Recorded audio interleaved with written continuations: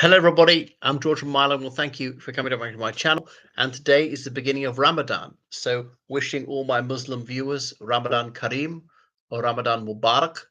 All right. So, this is a month, roughly, of fasting for Muslims all around the world. Is to do with, is it the first sighting of the moon in Mecca in Saudi Arabia? So yeah, that's what Ramadan is. Okay, so it's got a religious significance. I think it comes from the Hadith, not the Quran. And so yeah, this year it's the 19th of February, but obviously Islam goes by a lunar calendar, not a solar calendar. So that's quite short. Is shorter than the Gregorian calendar, 365 days. So it falls back. If it began the 19th of February this year, it might begin like the 15th of February next year or something like that. It's not a sort of fixed date. Okay, so yeah, because it's the 19th month of the Islamic calendar. Okay, and that's why adult Muslims are to fast from sun rising. It's the first chink of light on the horizon. No eating and no drinking, and yes, that includes water. And not until the sun is fully down, then that's iftar, when they break their fast. So often just before the first spot of light, they often have suhoor. So that's their last meal and last drinking water. So you can take loads of water on board. So this abstinence from food and drink is one of the five pillars of Islam. So that is a vital duty. So as they're not eating or cooking or whatever so much, they have more time for their orisons and to read the Holy Quran and so forth, for meditation and maybe more money to give in benevolence and so forth to serve their community, and that's it. And so Eid al-Fitr is the festival at the end of the fast, and I believe people don't get married during Ramadan, things like that. Wow. So goodness, wouldn't be for me. And I've known of Muslims who wouldn't even take their medicine at this time. I believe that pregnant women are exempted, children are exempted. Thing is, at what age does one become an adult? I don't know. Some people are seriously ill and then can't. Now, not all Muslims are that strict about it. I mean, I know people who call themselves Muslims who don't observe it at all. Like in Saudi Arabia, it's pretty hardcore. I remember the United Arab Emirates restaurants were not allowed to serve you there. You could have takeaway, blah, blah, blah. Saudi Arabia, they're very strict about not allowing it. And then non-Muslims was, if they're going to eat a drink, had to hide it away. I know working in an office one time in the UAE, one of the Muslims guys, he was doing Ramadan, but said everybody's eat and drink as normal. And there was this woman who was not Muslim, this South African lady said, well, I just don't feel uncomfortable. I feel uncomfortable eating and drinking in front of him. Seems like it's tempting him. So I will eat and drink, but I'll just take it so this guy can't see it. Because if everybody's doing it, it's one thing, but if other people are eating and drinking in front of you, that must be such torment. I couldn't do it myself. It makes such willpower. And I saw people in the UAE or in Singapore, and obviously most people in Singapore aren't Muslims, but it was Ramadan when I visited Singapore once, and there's maybe 10% of them are Muslims, laboring outside, toiling in the sweltering heat. I thought it was dangerous. And I know you can take more water on board beforehand, but honestly, there's only a limit to how much you can drink to sort of stock up on water before the day begins. And there are other factors to consider because you can obviously overwhelm your kidneys by drinking too much at one time. So obviously you need to eat, when you're active. Actually, when I wake up, I'm not that hungry at first. I don't get hungry for about an hour. As it's very, very difficult to be physically active. So some people, they can rearrange their timetable and turn night into day and sleep during the day and get up at night and be active then. And you can see how it suits Saudi Arabia when obviously, because it's a bit north of the Tropic of Cancer, the number of hours of daylight doesn't vary that much from summer to winter. It might be sort of 10 hours in the winter, 14 hours in the summer, something like that.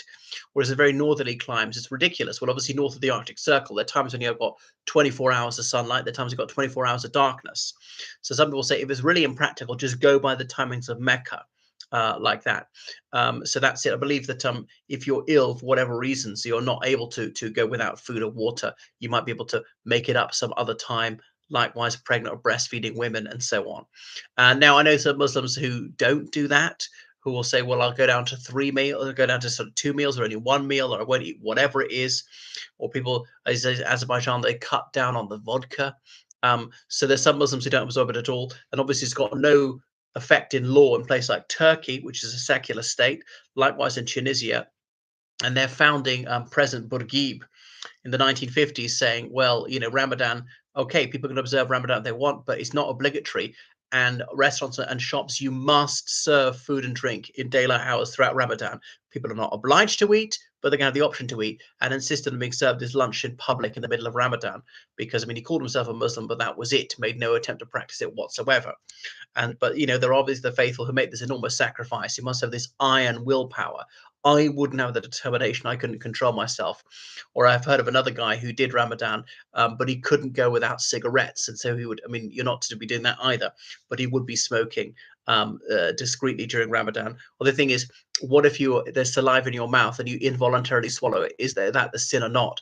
And I read I Love Islam, which was a textbook in English produced by the Ministry of Religious Affairs of the United Arab Emirates, to say, well, you can compensate for this transgression by freeing a slave. I thought, honestly, which is worse, slavery or accidentally swallowing your own spittle? I mean, come on. So that is Ramadan. But anyway, hats off to those who have the strength to do it. I remember meeting one Egyptian guy saying he likes Ramadan because it's very good for your health. But I don't think it actually is good for your blood sugar and all the rest of it. Would you not get hypoglycemia? If it really is good for your health, why don't you do it 12 months a year? And so on. So that is Ramadan. Some people pronounce it Ramazan. It could even be someone's name, as in Ramadan Kadyrov, the president of the Republic of Chechnya. Yeah, so then that'll go on. So that is that Eid al-Fitr. There's also Eid al-Adha, which is another unrelated festival at a different time of year. And isn't Hajj shortly after that, as in the main month of pilgrimage to Mecca? So I'm not a Mohammedan, it may be obvious, nor am I any Quranic scholar, but I do know a little bit more Islam, but more than some people. So some Muslims and non-Muslim countries might be able to volunteer for night shift. They could be up and sleep during the day. Certain jobs in hospitals, in the police or whatever, in the fire brigade, night shifts are available, and it might suit them, even on the railways or the buses, doing those. But very, very difficult to work and be completely mentally with it when you don't have enough blood sugar to go. So I don't know what the religious significance of this period of time is. It just because it's a month? I know there's a Christian month of fasting, which is Lent, which has run up to Easter, which has just started. That was Pancake Tuesday, to eat all the fatty and sugary stuff at the house in the 6 weeks or so up to Easter. Because by the way, in Lent, Sunday is a feast day, and you can break your Lenten fast. And one of my friends gave up alcohol for Lent, but he could drink on Sunday, and he did. So 40, because Jesus fasted for 40 days in the wild, and obviously you would choose what you give up. You give up all meat and eat normal. Apart from that, you might give up bread and eat everything else, or could not necessarily to do with comestibles. But I think it was hardcore in the Middle Ages, certainly in a Catholic church, like who had to be a vegan diet, and some people would still do that in Orthodox countries like Romania and Russia have a Lenten menu, and that's why people ate lentil beans. I think that replaced some of the proteins they couldn't get from meat. But you could eat as much as you want, drink as much as you want, Muslims. I mean, after the hours of darkness. There we go. So that's just a tiny bit about what Ramadan is. They sometimes try to donate more to charity, not to spread nasty gossip. Okay, it would be good to be like that all the time, but that's unrealistic. So we can at least do it for 1 month. All right. Thanks very much for watching my channel. Make sure you subscribe on Patreon, donate to PayPal, georgecallahan79@gmail.com. Goodbye.